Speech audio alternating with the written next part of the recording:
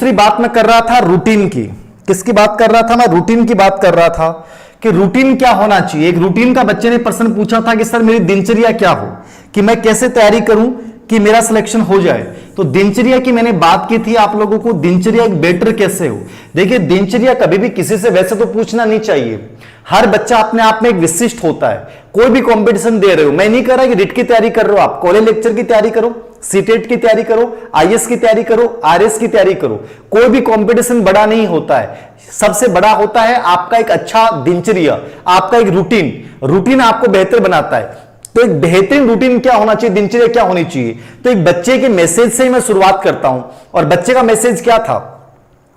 तो बच्चे का मैसेज ये था, संदीप जी थे और संदीप जी ने मुझे मैसेज किया और बड़ा सा मैसेज लिखा उन्होंने कि सर मैं बड़ा परेशान हूं पिछले 2-3 महीने से। मैंने कहा क्या बात हुई? तो बोला कि मैं सर सुबह उठता हूं और सुबह उठने के बाद मैं नहावा धोई करने के बाद जो है मैं यूट्यूब पे 2 से 3 घंटे लाइव क्लासें देखता हूं। 2-3 घंटे लाइव क्लास देखने के बाद जो है मैं किताब लेके बैठता हूं। तो सर मैं पूरे दिन जो है वो किताब में कुछ पेज पढ़ पाता हूं, आगे नहीं जा पाता हूं। इसका कोई स्थायी समाधान बताइए। देखिए इसका स्थायी समाधान आपने खुद ही बता दिया है, मुझे बताने की आवश्यकता नहीं है संदीप जी। आपके इस कमेंट के माध्यम से मैं प्रत्येक बच्चे को कहना चाहूंगा, मैं प्रत्येक बच्चे को कहना चाहूंगा यदि मैं आपकी जगह होता तो क्या करता। एक बेस्ट रूटीन क्या होता, एक साइकोलॉजिस्ट की नजर में एक बेस्ट रूटीन क्या हो सकता है। यह सबसे बड़ी मूर्खता होती है। दिनचर्या में हमेशा याद रखो, कोई भी कंपटीशन की तैयारी कर रहे हो, आप आरएस की तैयारी कर रहे हो, कॉलेज लेक्चर की तैयारी कर रहे हो, बेस्ट रूटीन दिनचर्या क्या होनी चाहिए। मॉर्निंग में जब आप उठे, आपने मान लो 10 मिनट भी योग किया, अनुलोम विलोम किया, योग किया, कुछ भी किया, थोड़ा सा घूमा फिरा, आपने कुछ भी किया, और उसके बाद जब आप पढ़ने बैठे, हमेशा दिन की शुरुआत बुक से करें। दिन की शुरुआत जो करें वो किससे करें? बुक से करें। आप बहुत बड़ी मूर्खता कर रहे थे संदीप जी, और आप संदीप जी की बात में नहीं कर रहा, मैं बहुत सारे बच्चे मूर्खता करते हैं। यदि मॉर्निंग में उठते ही आपने सोशल साइट चला ली, मान लीजिए आपका दिमाग फ्रेश था, रात को आप सोए थे, 5 घंटे सोए, 6 घंटे सोए, और उठते ही मान लो 8 बजे, 9 बजे, 10 बजे, 11 बजे आपने मोबाइल चलाया, लाइव क्लास देखी। अब लाइव क्लास देखी तो आपने उसमें उस टीचर्स की बातें सुनी, कमेंट्स भी देखे। अब वो कमेंट्स और उनकी बातें आपके कम से कम आने वाले 5 से 6 घंटे को प्रभावित करेंगे। मतलब आपने अपना पूरा दिन खराब कर लिया है। आपकी फ्रेश मेमोरी थी, और फ्रेश मेमोरी होने के लिए आपको फायदा यह उठाना था कि मॉर्निंग में जैसे उठे तो कम से कम आपको 5 से 6 घंटे, कितने घंटे?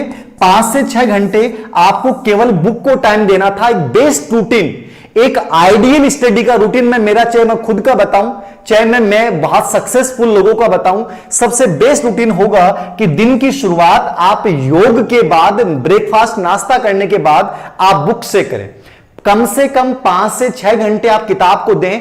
आप दिन में सोशल साइट को नहीं देखें। यदि आपने दिन की शुरुआत यूट्यूब से कर दी है तो आप दुनिया के सबसे मूर्खतम इंसान हैं, क्योंकि आपने अपनी मेमोरी में ऐसी सूचनाओं को प्रवेश कर लिया है जो आपकी आने वाली 4 से 5 घंटे की स्टडी को डिस्टर्ब करेंगी। क्योंकि वो लाइव क्लास आपने देखी थी, वो लाइव क्लास आपके दिमाग से हट नहीं सकती, वो आपके दिमाग में विराजमान रहेगी। अब यदि वो दिमाग में बार बार चलेगी तो आपका अटेंशन पावर अपनी बुक के जो चैप्टर हैं वहां से हट रहा है।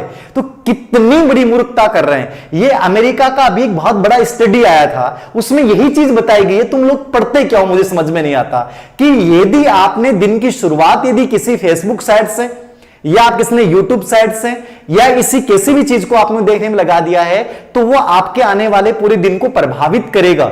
आपने मॉर्निंग में सूचना पढ़ ली कि साहब टेट की वैलिडिटी इतने महीने होगी, अब आपका पूरा दिन पढ़ाई नहीं हुई, क्योंकि आपके दिमाग में प्रश्न आ रहा था, सर वैलिडिटी नए पुराने लोग शामिल हो जाएंगे, अब तो मर गए। आपके पूरे दिन को प्रभावित कर दिया, आपकी पूरी लर्निंग कैपेसिटी खत्म कर दी। यही तो कर रहा है, यही तो हो रहा है। तो दिन की शुरुआत हमेशा बुक से करें। आप उन चीजों को दे जो आपकी प्रायोरिटी है। तो हमेशा याद रखें, जब मॉर्निंग में उठें, बेस्ट रूटीन आपका क्या होगा। जब बेस्ट रूटीन क्या होगा तो आपकी बुक्स होंगी, यानी आपकी प्रायोरिटीज तय कीजिए। आप क्या तय करेंगे? आपकी प्रायोरिटीज क्या है, आपकी प्राथमिकताएं क्या। आपकी प्राथमिकता यूट्यूब नहीं है, आपकी प्राथमिकता फेसबुक नहीं है, आपकी प्राथमिकता सोशल साइट्स नहीं है, आपकी प्रायोरिटी जॉब है, और जॉब है तो आपको बुक से ही शुरुआत करनी पड़ेगी। तो डेली रूटीन चार्ट में आपको दो चीजें दिमाग में रखनी है, पहले अपने प्रायोरिटी तय करनी है, और प्रायोरिटी तय करने के बाद आपको अपनी बुक्स उठानी है और उसके अकॉर्डिंग आपको स्टडी करनी है। और हमेशा सब्जेक्ट से शुरुआत कर सकते हैं, कठिन टॉपिक से शुरुआत कर सकते हैं। नंबर 2, हर 1 घंटे में 10 मिनट का आराम देंगे और आंखें बंद करने के बाद उसको विजुलाइज करेंगे। यह एक बेहतरीन तरीका है। 2 से 3 सब्जेक्ट, बुक हो गया, प्रायोरिटी हो गया, 2 से 3 सब्जेक्ट आप साथ लेके चलना चाहिए मेरे अनुसार। मैंने जो स्टडी की है बहुत सारे बच्चों की, सक्सेसफुल लोगों की, ये उसके आधार बता रहा हूं मैं, साइकोलॉजिकल। 2 से 3 सब्जेक्ट को लेके आप साथ चलिए, 2 से 3 सब्जेक्ट को साथ लेके चलिए दिन में, और उनको पार्ट डिवाइड कीजिए। कभी भी आप किताब को आकार को देख के मत डरिए, आप छोटे छोटे टुकड़ों में डिवाइड कर लीजिए कि आज मुझे स्किनर का सिद्धांत पढ़ना है, आज संस्कृत में मुझे वाक्य रचना पढ़नी है, हिंदी में मुझे शब्दार्थ पढ़ने हैं, एसएसटी या साइंस मैथ्स में मुझे आरबीसी बोर्ड की इस किताब का ये चैप्टर पढ़ना है। तो उन टुकड़ों में डिवाइड पार्ट्स, यानी कि पूरी विषय वस्तु को, कंटेंट को डिवाइड करके पढ़िए। ये एक बेहतरीन रूल होता है सक्सेस पाने के लिए। तो बेस दिनचर्या में आपको शुरुआत कभी भी यूट्यूब का लाइव सेशन नहीं देखना है, आपको यूट्यूब वगैरह का प्रयोग तभी करना है जब आपको लगता है कि मैंने दिन में खूब पढ़ाई कर ली है, तो इवनिंग टाइम में या रात को। मैंने लाइव सेशन रात को क्यों रखा, जबकि रात को मेरी दिक्कत होती है। मैं मॉर्निंग में रख सकता था, दोपहर में रख सकता था, क्योंकि फ्री रहता हूं, लेकिन मैंने इवनिंग में रखने का उद्देश्य यही था कि आप लोग जब देखें तो आराम से रिलैक्स मूड में आपने पूरे दिन पढ़ाई की, लास्ट में मेरी क्लास के साथ आपकी दिन की पूरी जो है वो प्रक्रिया पूरी समाप्त हो गई, आपको अच्छा भी लगा, मोटिवेशन भी मिला। तो ये चीज मैं इसलिए रात को रखता हूं, जबकि मेरा सोने का समय है 10 बजे। मैं मैक्सिमम हमेशा मैं पढ़ते समय 10 सवा 10 लास्ट में सो जाता हूं, लेकिन आपके साथ इस क्लास की वजह से मैं लेट सो पा रहा हूं। ठीक है, वो इसलिए रखा मैंने ताकि आप लोग ये देखने के बाद जो है वो आराम से सुबह फ्रेश माइंड से उठें और फिर पढ़ना शुरू कर दें। तो YouTube लाइव क्लासेस प्लीज आप दिन में मत देखें, ये बेरोजगार लोगों का साधन है। ये मैं प्रत्येक साइकोलॉजिकल स्टडी दैट टाइम्स की जो स्टडी आई थी उसके अकॉर्डिंग मैं आप लोगों को बता रहा हूं। तो ये प्लीज आप, संदीप जी ही नहीं सभी बच्चों पे लागू होती है, तो प्लीज इस बात को आप जरूर फॉलो कीजिएगा। 2 से 3 पार्ट्स में पढ़ना है, 5 से 6 घंटे। एक बच्चे का सवाल होता है कि सर रूटीन में हम कितने घंटे स्टडी करें कि जो हमारे लिए सिलेक्शन के लिए पर्याप्त हो, कितने घंटे के लिए पर्याप्त रहेगा। तो मैं आपको ये कहूंगा कि 8 से 9 घंटे यदि आप बुक्स पढ़ते हैं, 8 से 9 घंटे यदि आप बुक्स पढ़ लेते हैं तो ये बेस्ट स्टडी कोर्स है। इससे बेहतर कुछ नहीं हो सकता। 8 से 9 घंटे आप रख सकते हैं, ठीक है, 8 से 9 घंटे, इससे बेहतरीन समय कुछ भी नहीं है। यदि 8 से 9 घंटे यदि किताबों को दे देते हैं आप, तो आप ये मान के चलिएगा कि भीड़ से बहुत आगे हो चुके हैं, भीड़ से बहुत आगे हो चुके हैं। आप रैंक वाली स्टडी कर रहे हैं तो 8 से 9 घंटे की स्टडी बहुत पर्याप्त है। फिर आप कठिन टॉपिक्स को देखने के लिए, कोई भी कठिन टॉपिक्स को देखने के लिए आप नेट का इस्तेमाल कर सकते हैं, आप YouTube का इस्तेमाल कर सकते हैं, आप कोई भी लाइव या रिकॉर्डेड क्लास देख सकते हैं, वो आपकी मर्जी है। मतलब आप 2 से 3 घंटे YouTube को दीजिए, कोई नुकसान नहीं है, इतना बड़ा नुकसान नहीं है। वो आप उन टॉपिक्स को देखने के लिए दीजिए जो आपको लगता है कि समझ में नहीं आया, लेकिन आप अपना मैक्सिमम टाइम जो है वो बुक्स को दीजिए। ये मैं वो व्यक्ति कह रहा है जो खुद YouTube पे लाइव पढ़ाता है, जो खुद अपना ऑनलाइन कोर्स भी जिसने जारी कर रखा है, वो व्यक्ति आपको ये सलाह दे रहा है। इसका मतलब समझ में आ रहा होगा कि मैं आपसे ये चाहता हूं कि आप उन्हीं चीजों को देखें कि आप 2 से 3 घंटे के टाइम में देखें, ज्यादा इससे ज्यादा समय मत दीजिए यदि सिलेक्शन लेना चाहते हैं। रूटीन प्रायोरिटीज तय कीजिए, शुरुआत मॉर्निंग में बुक्स के साथ कीजिए, 2 से 3 सब्जेक्ट को साथ लेके चलिए, 8 से 9 घंटे की स्टडी जो है वो पर्याप्त होती है। और सबसे बड़ी चीज है, पढ़ते समय रिलैक्स मूड में, मतलब आपकी लर्निंग स्टाइल क्या होती है। आप में से बहुत से बच्चे प्रश्न पूछते हैं कि सर लर्निंग स्टाइल, तो लर्निंग स्टाइल का मतलब है आपको कौन सा पढ़ना लंबे समय तक याद रहता है। कि मान लो आपको डिस्कशन से याद होता है, डिस्कशन को अपनाइए। आपको अकेले पढ़ना अच्छा लगता है तो अकेले पढ़ना अपनाइए। आपको यदि ग्रुप्स में पढ़ना अच्छा लगता है तो लाइब्रेरी ज्वाइन कीजिए, ठीक है। तो आपको चलते हुए याद करना अच्छा लगता है तो चलते हुए पढ़िए। आपको नोट्स बनाते हुए अच्छा लगता है तो नोट्स बना के पढ़िए। आपको बोल बोल के अच्छा याद होता है तो बोल बोल के पढ़िए। ये आपकी सब बच्चों की लर्निंग स्टाइल अलग अलग होती है, तो जो लर्निंग स्टाइल आपके लिए ज्यादा इफेक्टिव है उसका आप इस्तेमाल कीजिए।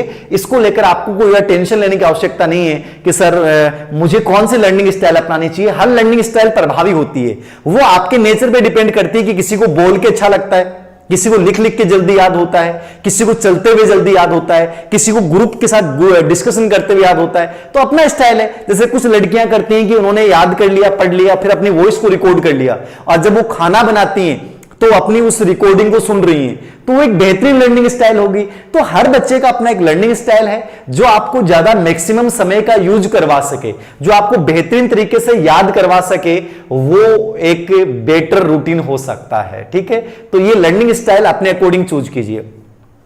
एक बच्चे का सवाल है कि सर एक सब्जेक्ट को कितना टाइम दें। यह सवाल आपको मेरे से कभी पूछने की आवश्यकता ही नहीं होनी चाहिए। आपको क्या लगता है किस सब्जेक्ट में आप कमजोर पड़ रहे हैं, उस सब्जेक्ट को मैक्सिमम समय दें, और जिस सब्जेक्ट को आपको बहुत इजी वे में समझ में आ रहा है तो ज्यादा समय देने की आवश्यकता नहीं है। जैसे हिंदी जैसे सब्जेक्ट को आप ज्यादा समय देते हैं तो मैं मानता हूं कि गलत है। हिंदी एक ऐसा विषय है जिसको नॉर्मली यदि आप लोगों ने पढ़ा है, समझा है, तो बहुत कम समय में तैयार कर सकते हो। जो सब्जेक्ट से आपका कोरिलेशन नहीं रहा है, जिस सब्जेक्ट की विस्तृतता बहुत ज्यादा है, उस सब्जेक्ट को आप उतना ही टाइम दें।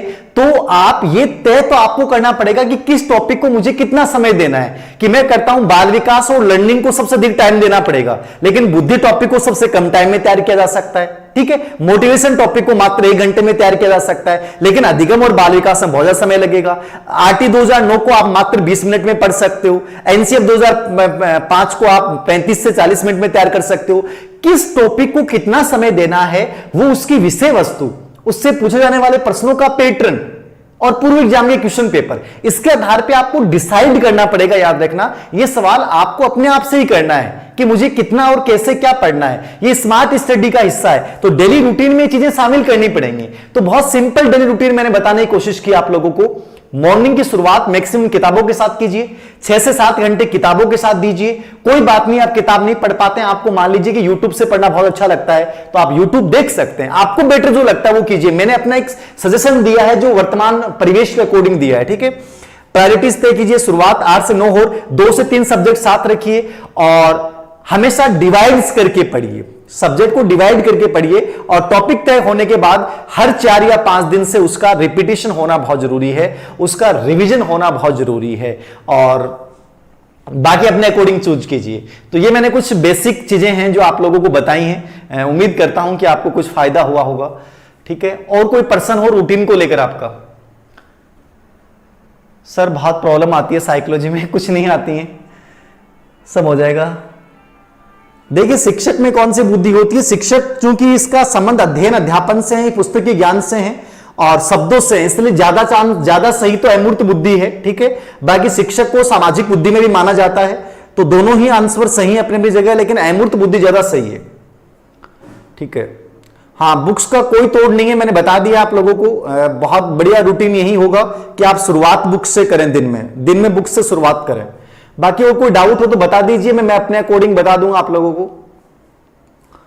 मैं अब जैसे मेरा एक तरीका था कि मैं किताब को ही पढ़ता था, मैं नोट्स नहीं बनाता था। आप में से कई बच्चे होते हैं उनको नोट्स बनाना अच्छा लगता है, तो मेरे से कभी नोट्स बने ही नहीं। आप में से कई बच्चे पूछते हैं सर साइकोलॉजी के नोट्स, मैंने हस्तलिखित नोट्स अलग अलग टाइप के मैं किताब के ऊपर ही लिखता जाता था। तो मेरा एक तरीका है जो मुझे इफेक्टिव लगता है। ठीक है, मुझे जो टॉपिक याद नहीं होता था मैं उसको बोल बोल के याद कर लेता था, तो ये मेरा तरीका है। मैं किसी टॉपिक को चलते हुए याद कर लेता था, चलते हुए मुझे जल्दी याद होता था, क्योंकि फिजिकली एक्टिविटी रहेगी, गतिविधि रहेगी, तो जल्दी याद हो जाएगा। ग्रुप डिस्कशन मेरा जीवन का बहुत बेस रहा है, ग्रुप डिस्कशन से बहुत जल्दी